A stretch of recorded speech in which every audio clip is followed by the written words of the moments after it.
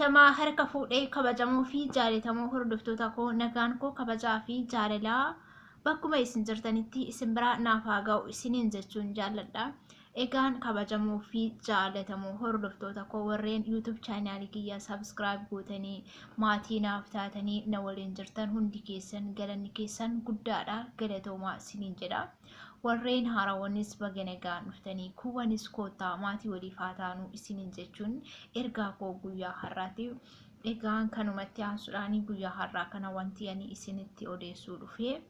Egaan namni tokko waan tokko gaafa isatti tole yookaan gaafa isa gammachiise nama biraafis qooda akkasumallee gammachuu isaa san wanta isatti tole san jechuudha. Wanta isatti tole san nama biraatitti sogaa himate yookaan nama biraa sogaa dhageessise namni biraa sunis sogaa gammadee fi nama saniifis gaariidha jechuudha. Anis isuma irratti xiyyeeffachuudhaan guyyaa har'aa kana wanti ani isinitti odeessuu dhufe waa tokkodha. Innis maarseetanii waa'ee jaalalee fi kennaati jechuudha. Waa'ee jaalalee, waa'ee kennaa fi waa'ee koronaatiin ol qabatee kanneen sadeen isinitti haasa'uu dhufe jechuudha. Innis maaltu jira seetanii akkuma beekamu yeroo ammaa kanatti sababa koronaatiin namoonni wal bira deemanii iddoo tokkotti socho'anii wal bira deemanii wal gaafachuu walitti dhufuu akka duraanii bakka tokko bakka biraatti socho'anii wal arguun yeroo ammaan kana daangeffamaadha sababa koronaa vaayirasiitiin guutumaan guututti daangeffamaadha jechuu baannus amma ta'e tokko baay'ee rakkisaadha jechuudha. Iddootti socho'anii nama firaan hiriyaadhaan akkas wal gaafachuun yeroo ammaan kana baay'ee dhibbaadha. Innaa sumarraan kan ka'e guyyaa har'aan kana waa'ee jaalalee koo fi waa'ee koronaa akkasumas waa'ee kennaa isinitti himuu dhufe. Akkuma beekamu namni jaalaleen kiyya wal bira fagoo jiraannu jechuudha. Wal bira hin jiraannu yookaan naannaa tokko hin jiraannu jechuudha. Innaa jaalaleen kiyya kanaanis ergaa walumaa galatti sababa koronaa kanaanii erga wal arguu dhiisne turree bullee jirra jechuudha. Jirnaanis jaalaleen kiyya kun ammaan ta'etti nan dhufaa iddootti jirtu dhufeensi argaa si arguun barbaada naan jedhe. Annaasumaan jennaan lakkii hin dhufini fayyaatu dursaa gaafa koronaan badee gaafa koronaan biyya lafaa kanarraa badee biyyi nagaa ta'e uftee hol argina bakka jirrutti hagi sanitti bakkuma jirtu nagaan naaf jiraadhuun je'eni. Innaa jennaan jaalalee kiyya kun lakkii waan dhimma jabaa fi dhufaa si arguun qabaa waan si arguuf barbaadachumallee immoo waan si biraan gaadhullee ni qabaa si bira gahuu barbaada si arguu barbaada naan je'e. Jennaan lakkii fayyaatu dursaa waan ta'eef iyyuu atis hedduma jirtu turtee anis immoo hedduma jiru ture.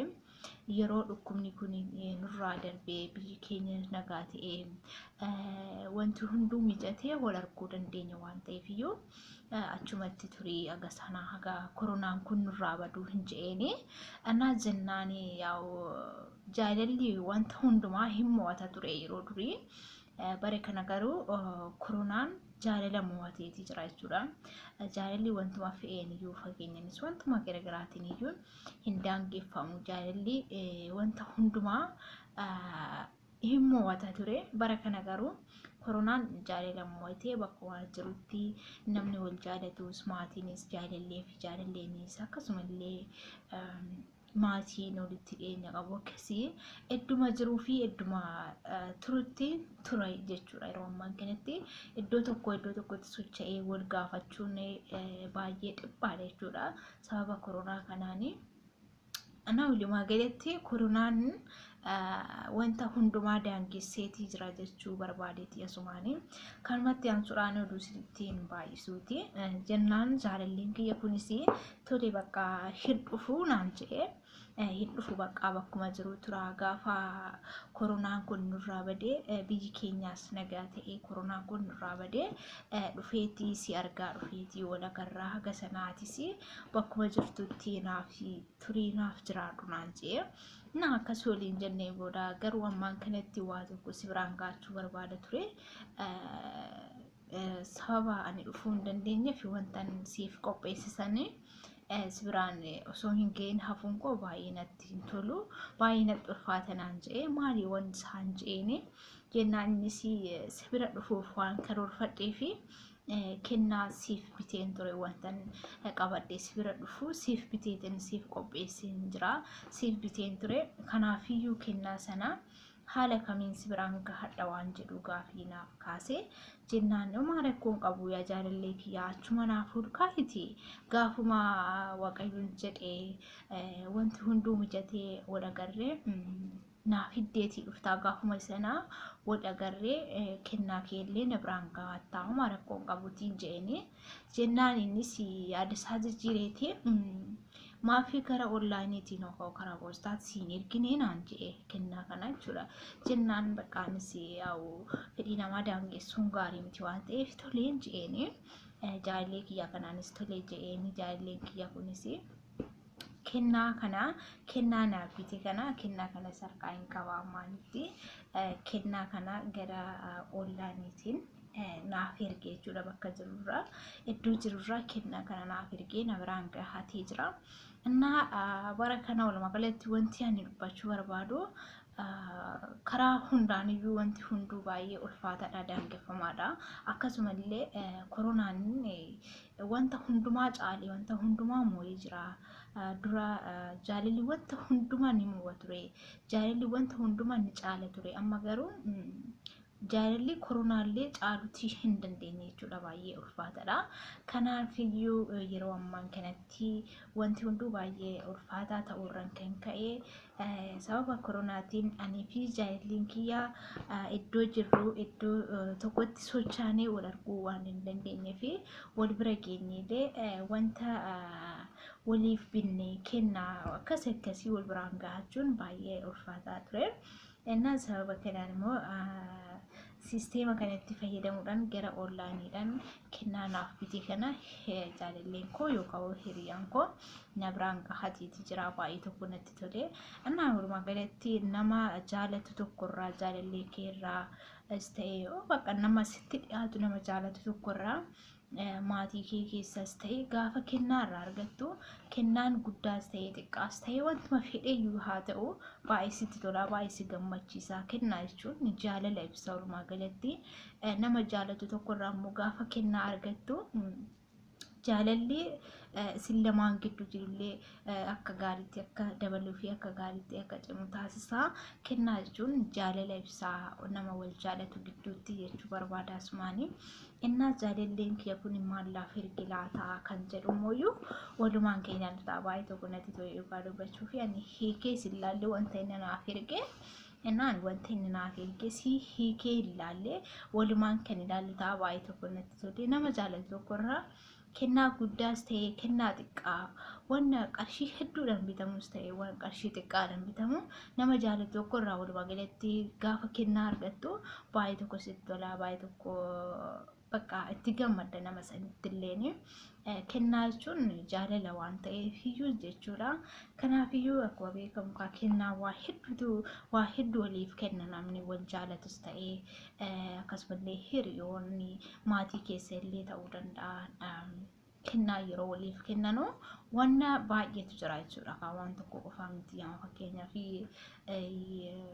warqii faa walii bitaa namni wal jaalatu tokko namni kennaa waliif kennu tokko warqii faa waliif bitaa sa'aatii faa waliif bitaa waa hedduutu jira. Akka kennaa jechuun shittoo faa yookaan urgooftuu isa jedhamu faa waliif bitaa waa hedduu waliif bitaa.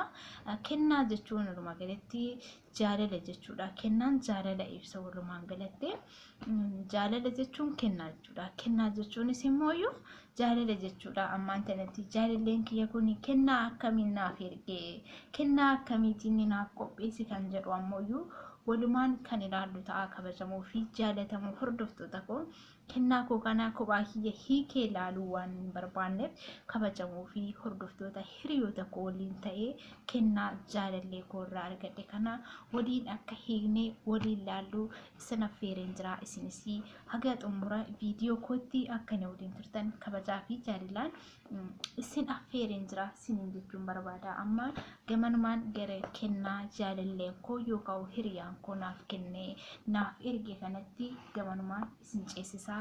Turtiin keessan anaaf haa ta'u isiniin jechuun jaaladha.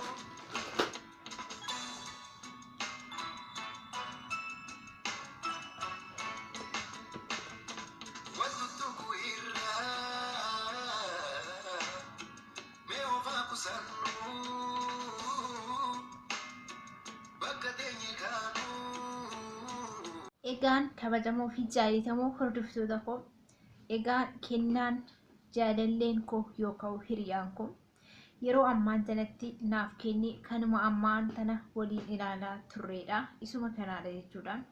Akkuma beekamu yeroo ammaan kana yaa'u namni yoo fayyaan jiraate waliinis waliifis jiraachuu danda'a.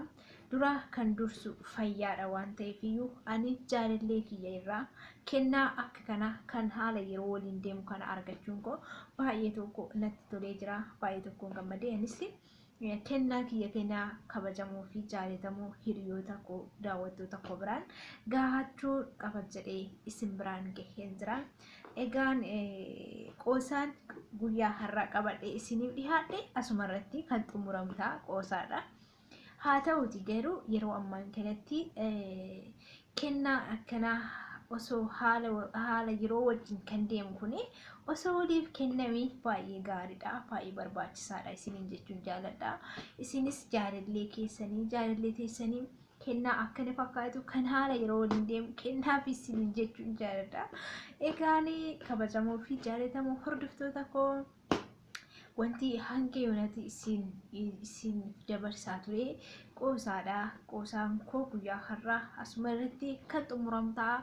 Oduu fi qoosaa biraa viidiyoo biraatiin hanga walitti deemutti nagaatti naaf tura. Baay'ee isin jaaladha. Baay'ee isin kabajamoo fi jaallatamoo hordoftoota daawwattoota koo isiniin jechuun jaaladha. Turtii gaarii naaf qabaadha. Baay baay.